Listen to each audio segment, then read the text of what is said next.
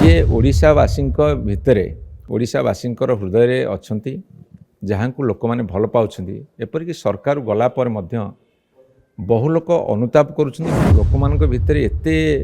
आदर अच्छी आखिर लुह झरी दौरान यदि विजु जनता दल हारीगला सी एत कथा लिखुं ताले भारतीय जनता पार्टी कहले 400 पार हबू 240 खसिले से पदे लिखी देखा तो जड़े रुबेन बानार्जी नामक व्यक्ति से ओडिशार नुहति किंतु गोटे बही लिखिं मान्यवर नवीन पट्टनायक संपर्क में मोर जी इनफर्मेशन अच्छी जे सी केबे तांको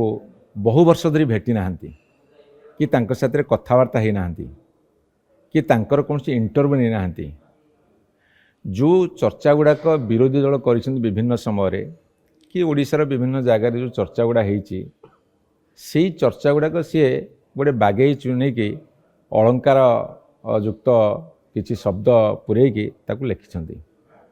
मु आपको कही रखे मु जड़े इतिहास छात्र जड़े रिसर्च कलार आमे जितेबाला रिसर्च करूँ आमे जदि किए जीवित था इंटरव्यू नहीं था कि जदि कौन सी गोटे घटना तार सोर्स मेंशन करूँ सी एमती किसी करना जो मैंने भेहेमेंटली अपोज करती नवीन पट्टनायक सी तांको संपर्क में तांको मतामत नहीं बहीटा को लिखिदे तेणु ये प्रश्न उठुची जे सी जो भली भाव में प्रेस रे आड्रेस कर इलेक्शन भितर हम देखीचु से जड़े विरोधी दल नेता भूमिका रे बहुत कथा कही इलेक्शन प्रोसेस भितर इलेक्शन पर बही लिखुं जनक संपर्क जो लिखुं अंततः भाव में सौजन्यता दृष्टि मतामत नवा दरकार था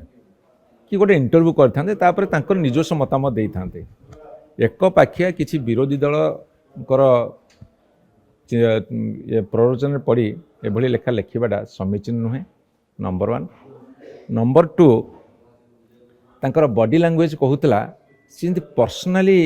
क्षत विक्षत होती कौन ना कारण जोगुरु एवं सी से भाव में कही चली लिखि चली एवं ए लेखा केबे ग्रहणीय नुहे कि स्पृहणीय नुहे जे ओडिशावासी भितर ओडिशावासी हृदय अच्छा जहाँ को लोक मैंने भल पाँच एपरिक सरकार गला पर बहु लोक अनुताप कर बहु लोक नवीन पट्टनायक प्रति गभीर समर्थन जनाऊँच एवं गत परदिन गोटे मीटिंग जाइए जोटि कि लोक मान भितर एत आदर अच्छी आखिर लुह झरी दौरान से सी एभली कथा करवाटा ठीक नुहे सी जब भावुं गोटे विराट काम कर सी जो बहादुरी देखिए कि प्रेस कॉन्फ्रेंस कहते बॉडी लैंग्वेज और लैंग्वेज भाषा ठीक नहीं एवं सी भावुं विराट कर्तव्य कर चा खटी गुली खटी रास्ता कड़े ताश खेल कि कौटी के गपसप है बेले जो कथा गुड़ा सब चर्चा होशार विभिन्न कथार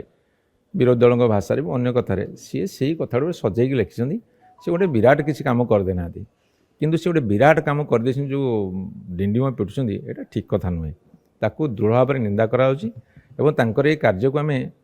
होल हार्टली रिजेक्ट करुचु प्रत्याख्यान करुचु एवं से जो काम कर से काम से अंताप करने दरकार पश्चाताप करने दरकार मु तो आह्वान देवी जदि विजु जनता दल हारीगला सी एत कथा लिखुं ताले भारतीय जनता पार्टी कहले 400 पार हबू 240 खसिले से पदे लिखी देखा तो समान सी Ruben Banerjee has written a biography of Shriyut Naveen Patnaik so far my information is concerned he has never met Shriyut Naveen Patnaik since last so many months so many years nor he has spoken to him or he has taken any interview from him.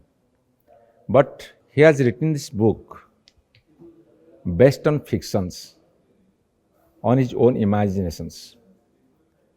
And he has taken inputs from those people, those who oppose Sriyuta Naveen Patnaik politically and otherwise. The basic thing is, if somebody write something out of research, he has to take interviews, or he has to mention the source. He has not done anything. I don't know, when he was addressing the press, it's my personal feeling as if he himself is playing a role of anti Navin Patnaik, anti BJD. And in the process of election, his body language, his language, everything was against our party, our beloved leader. And whatever facts he has given on the basis of as if he has taken from a gossiping center, from battle shop, or from the street, this kind of written he has written. But my question is, without going to the facts, without taking interview, without speaking personally, this kind of things should not be appreciated. He has not done any commendable job, rather it's a condemnable job. I strongly criticize, I strongly condemn. We reject his book and we are not ready to accept it. And I think the people of Odisha also have reject his ideas, his book. Will BJD or Navin Patnaik go to the court of law? That is separate matter, but my point is he has not done any commendable job. If he thinks that he has done a very commendable job, rather it is a condemnable job. This is official statement I am giving.